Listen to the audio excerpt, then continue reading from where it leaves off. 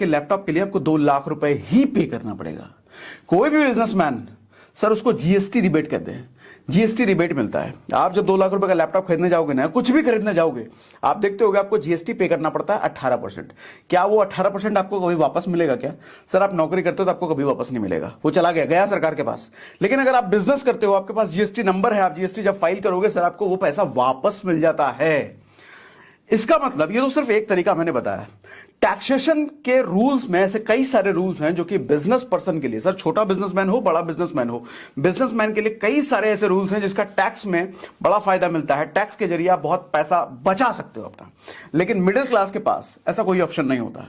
Middle class के पास तुच्चे मुच्चे से होते हैं, एटीसी, हल्का फुल्का पैसा वो बचा सकता है। लेकिन बिजनेसमैन के पास बहुत सारे ऑप्शंस होते हैं। यानी कि एक नौकरी वाला आदमी सर जब कमाएगा तो भी टैक्स भरेगा, जब कुछ खरीदेगा तो भी पैसा भरेगा टैक्स में, और जब पैसा बचाएगा तो भी टैक्स भरेगा। एफडी करके कोई सेविंग प्लान एलआईसी लेगा तो उसमें भी टैक्स लगता है ना।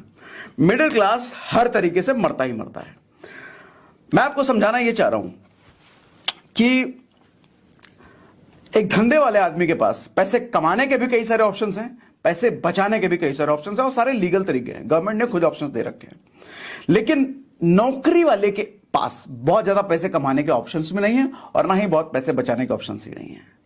ऐसा आप सोचते हो, लेकिन सच में आज इंटरनेट एरा में, आज इंटरनेट की दुनिया में सर आप नौकरी करते हुए भी, या कोई छोटा मोटा आप काम करते हो उसको करते हुए भी सर कम से कम 50 नए ऑप्शन आप बना सकते हो, बहुत थोड़ा समय लगा करके। आज डिटेल में समझाता हूं आपको, ठीक है? कुछ और डिफरेंसेस भी आपको थोड़ा समझाने की कोशिश करता हूं। देखो, धंधे वाला जो होता है ना आदमी, वो मल्टीपल सोर्स ऑफ इनकम भी बना करके रखता है।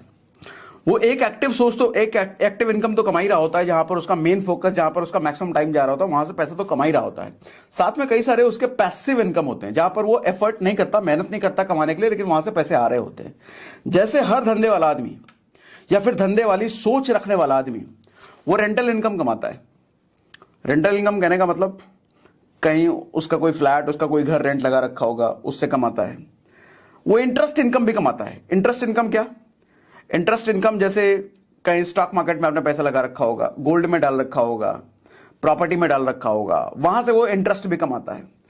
अगर पर्सनल ब्रांडिंग, इंटरनेट वाला आदमी है तो पर्सनल ब्रांडिंग से भी कमाता है। वो कई सारे पैसिव इनकम के सोर्सेज बना के रखता है वो। लेकिन नौकरी वाला ये सोचता है कि मेरे पास तो भैया टाइम कहां बचता है, हमको तो 12-13 घंटे नौकरी में देना पड़ता है, टाइम ही नहीं है, पैसे भी नहीं है, नौकरी से ही कमा सकते हैं और कहीं से कमा। ये बिल्कुल गलत सोच है। सर कमा सकते हो, और वो भी लोन लेके। आज बताऊंगा ना डिटेल में, ध्यान से समझना। नौकरी वाले को एक चीज और समझ नहीं आती सर, इन्फ्लेशन। सर नौकरी वाला आदमी ना एलआईसी लेके खुश रहता है, कोई सेविंग प्लान लेके खुश रहता है, एफडी करके खुश रहता है, उसको लगता है बहुत पैसा बचा रहा, बट कुछ पैसा नहीं बचा, तुम्हारा पैसा डूब रहा है उल्टा। इन्फ्लेशन का नाम सुना है? सर इन्फ्लेशन आज के टाइम में 7% जा चुका है। इन्फ्लेशन नहीं जानते तो बता देता हूं इन्फ्लेशन क्या होता है। सर इन्फ्लेशन होता है महंगाई दर। हर साल देखते हो ना, लोग रोते रहते हैं, अरे आटा महंगा हो गया, दाल महंगा हो गया, अरे पेट्रोल बहुत महंगा हो गया, 100 रुपए के पार चला गया। सर कोई नई चीज नहीं है, सदियों से होता जा रहा है। सदियों से महंगाई बढ़ रही है, आज कुछ नया नहीं हो रहा है।